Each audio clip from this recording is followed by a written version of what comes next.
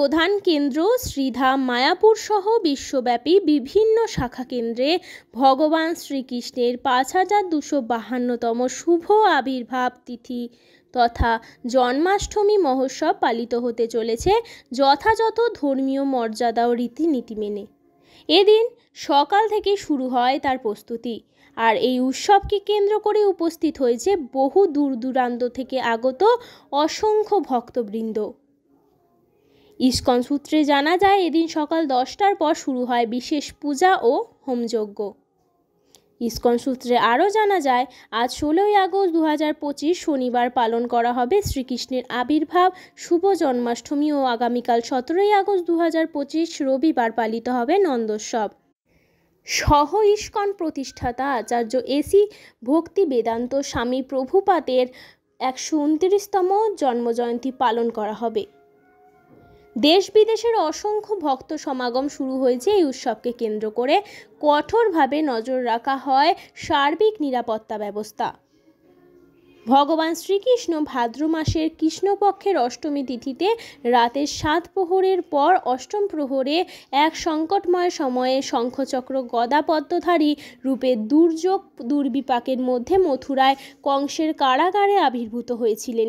তিনি কঠোর হস্তে অসুর ও দানবীয় পাশবিক শক্তিকে দমন করেছিলেন, প্রেম, সখ্য, মৈত্রী ও শান্তি স্থাপন করেছিলেন। তার জীবন, বাণী, আদর্শ ও শিক্ষা আজও সমানভাবে গ্রহণীয়।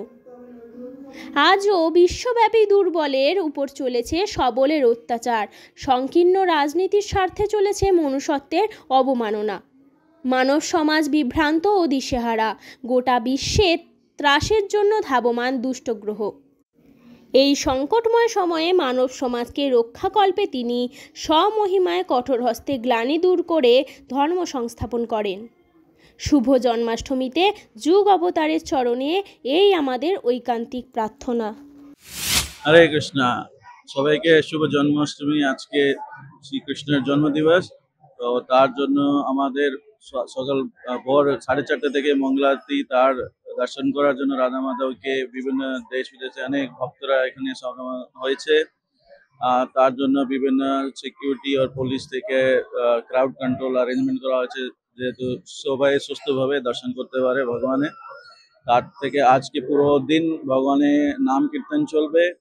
তার কৃষ্ণ যে বিভিন্ন সংস্কারগুলো যে নন্দ মহারাজ করেছিলেন কৃষ্ণের জন্য, সব সংস্কারগুলো মন্দিরে আয়োজন করা হয়েছে।